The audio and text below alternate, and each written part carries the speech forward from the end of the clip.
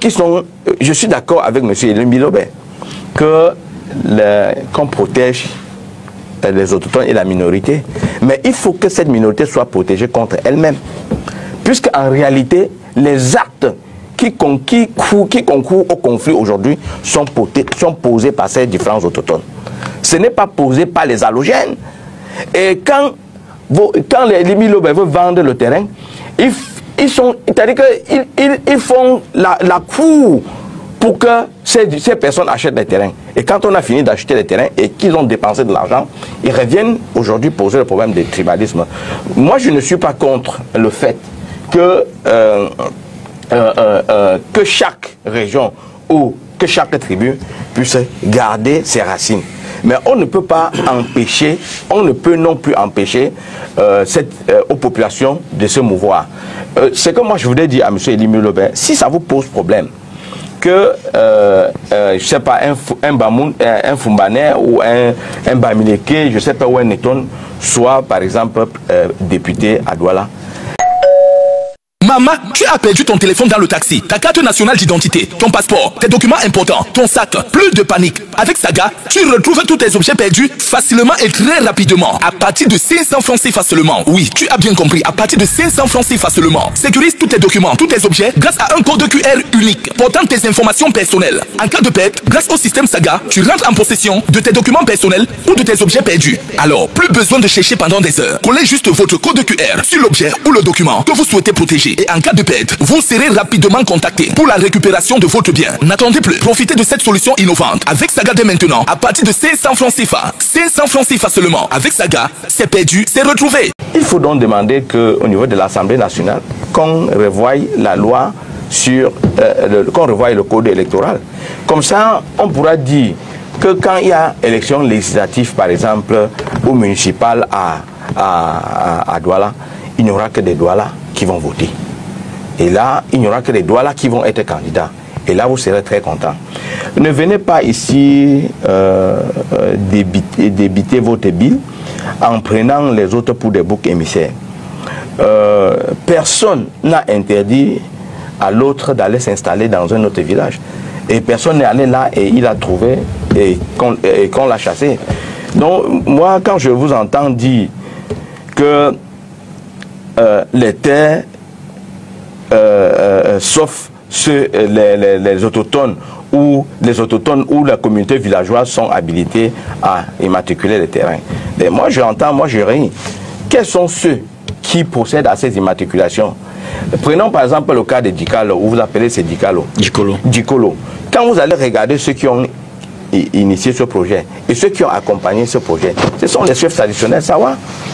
Donc vous ne pouvez pas ici, nul ne peut se prévaloir de sa propre turpitude. Vous êtes civilement responsable de ce qui se passe aujourd'hui. Et on ne peut pas venir pour cette raison stigmatiser une communauté. Ça c'est ce que moi je dis.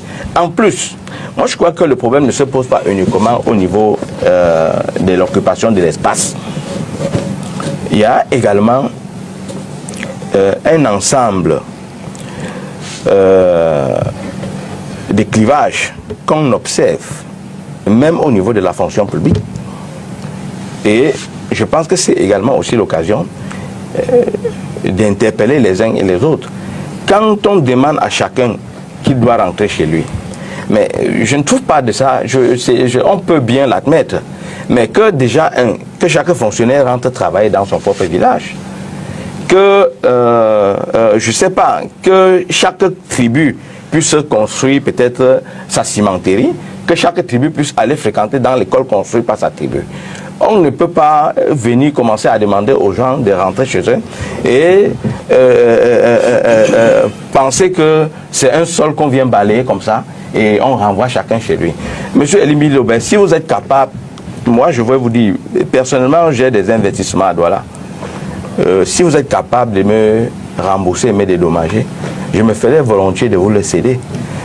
Vous qui demandez parler des terres, vous avez combien de mètres carrés qui vous appartient aujourd'hui? Vous êtes certainement autochtone, vous êtes né ici.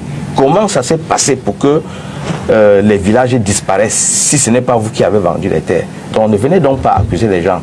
Je suis d'accord pour la protection des minorités, je suis d'accord pour la protection des autochtones, mais il faut qu'on les protège contre eux-mêmes. La préoccupation que nous trouvons ici à Douala, c'est la préoccupation que nous trouvons dans presque tout le littoral, presque tout le sud, presque tout le centre. Parce que les chefs traditionnels de leur propre se lèvent et bradent le patrimoine commun. Donc il faudrait qu'en réalité, qu'il y ait des lois qui puissent protéger ce patrimoine pour éviter à des individus de mettre en péril l'unité nationale. Parce que c'est cette situation, cette pression foncière qui aujourd'hui, ça, il faut le reconnaître, exaspère le tribalisme. Et certains esprits malins se disent que non, il faut s'engouffrer dans cette brèche. Et comme ça, on aura la possibilité de chasser les gens et nous allons récupérer ce que nous avons vendu. C'est pratiquement impossible. Chaque Camerounais a le droit de s'installer là où il pense qu'il peut se développer, là où il se sent à l'aise et n'en déplaise. Donc, M. Elie Bilobert, vous allez prendre votre mal en patience. Le fait est là. Et vous n'aurez aucune capacité de chasser qui que ce soit. Et ne pensez pas, même si ça vous effleure l'esprit, que les gens vont se laisser faire. Même si ça vous effleure l'esprit, ne serait-ce qu'un peu, que les gens vont se laisser faire. Si jusqu'à présent, les gens ne disent rien, c'est parce que l'unité nationale est une priorité. Et ne venez pas ici nous faire des démonstrations de sorcellerie en nous faisant croire que vous êtes tellement patriote, que vous aimez les savoirs. Parce qu'en réalité, je ne sais pas en quoi un jeune Sawa ou bien un jeune Sawa peut s'identifier à vous en disant que non, j'aimerais bien ressembler à X parce que voici ce qu'il a fait. Nous aimerons que quand les gens parlent, que les gens ne prêchent pas l'exemple et que les gens démontrent ce qu'ils sont capables de faire. Qu'on quitte Douala et qu'on vous laisse Douala et qu'on voit exactement ce que vous avez fait. Qu'est-ce que vous avez fait jusqu'à présent et qu'est-ce que vous ferez demain si les gens partent de Douala. Donc moi je crois que ça, ce sont des discours qu'on ne devait pas tenir. On a fait des lois pour lutter contre la discrimination. On a fait des lois pour lutter contre le terrorisme. Mais on voit que les gens sont très empressés à utiliser les lois contre le terrorisme pour brimer l'opposition, pour brimer toutes sortes de revendications. Mais quand il s'agit du tribalisme, on ne voit pas les gens lever un petit doigt. Nous avons vu dans les chaînes de télévision, quoi qu'on puisse dire, on peut avoir des ressentis sur un certain nombre de plans. Mais quand on arrive déjà en mondiaux vision et qu'on commence à le prononcer, on devient un danger pour la République. Les gens comme M. Elie Bilobert ne devaient pas se retrouver en liberté. Et moi, rassurez-vous, à cette allure, les gens vont se lever. Voilà. J'espère que cette fois-ci, c'est propre. Vous avez bien compris. Peut-être le débat doit clore à partir de cette vidéo. Parce que certaines personnes estiment que les Bamileke sont très nuisibles dans les régions ou bien dans leur circonscription. Mais sachez un truc.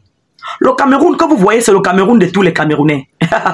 Vous n'avez pas le droit de dicter où les Camerounais vont vivre. Dès qu'un Camerounais s'installe quelque part, sachez que peut-être il a mérité. Parce qu'il ne peut pas s'installer là-bas pour rien. Quand vous voyez un Bamileke dans un terrain ou bien un Bamileke se construit quelque part, il a bien évidemment acheté ce terrain.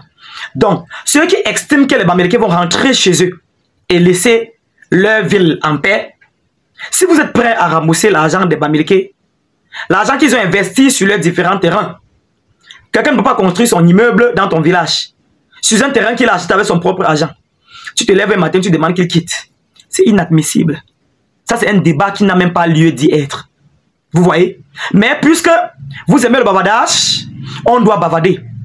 Sachez que si vous voulez que les Bamileke quittent certaines zones du pays, ou bien si vous voulez que les Camerounais, certains Camerounais quittent de certaines zones du pays parce que vous estimez que c'est le chez vous, préparez-vous à rembourser donc tous les investissements de ces gens. Oui, parce que c'est bien beau de parler avec la bouche. Si vous êtes capable de rembourser les investissements de ces gens-là, ils vont rentrer chez eux. Hein? Vous croyez que le chez eux les sent? C'est juste parce qu'on a dit que la capitale c'est Yaoundé et Douala. Quand les impôts de Bafoussam sortent, on ne comprend pas que oh Yaoundé, ça monte à Yaoundé. Vous savez ça? Quand les impôts de n'importe quel contrée sortent, ça passe déposer à Yaoundé.